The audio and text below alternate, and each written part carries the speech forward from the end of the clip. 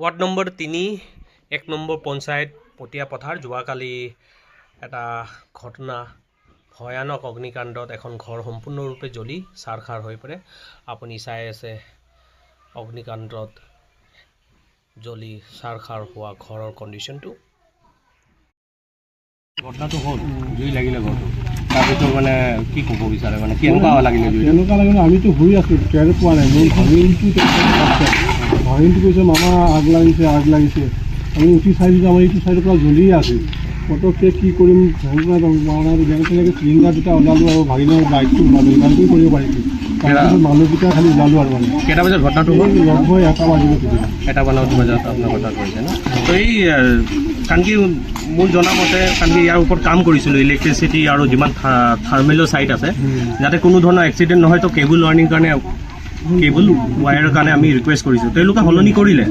তাৰ বাহিৰে মানে ঘৰৰ ভিতৰুৱা ৱায়াৰিঙৰ থ্ৰু দি এইটো ঘটনাটো হ'ল ক'ব নোৱাৰোঁ। ঘৰৰ ভিতৰত যদি হৈছে কি এইটো মানে ডাঙৰ ডাঙৰকৈ জ্বলি আছে তাতে।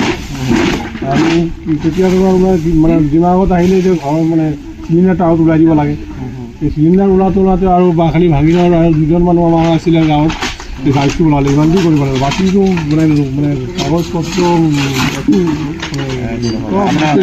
আপুনি কি কয় ফায়াৰ ব্ৰিগেডত কণ্টেক্ট কৰিলে? আমি ফায়াৰ ব্ৰিগেড মানুহ আহিছিলে ৰাতি, ৰাইজে কল কৰিছিলে, ফায়াৰ ব্ৰিগেডৰ মানুহ আহিছিলে, থানাৰ পৰা আহিছিলে, তেখেতসকলে ৰাতি আহি চাই যায়।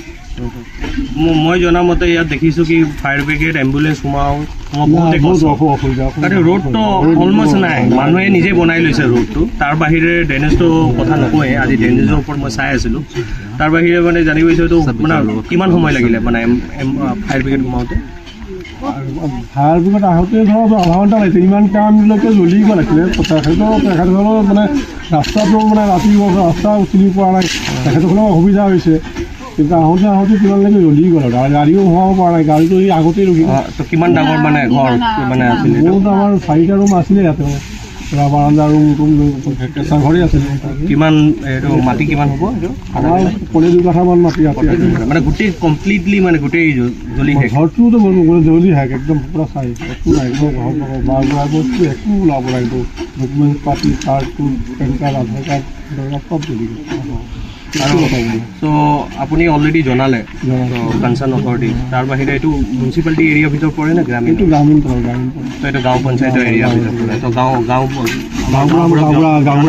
গাঁওবুঢ়া আহিছিলে চাই গ'ল। এই আপুনি চাই আছে অসমীয়া ডিষ্ট্ৰিক্ট।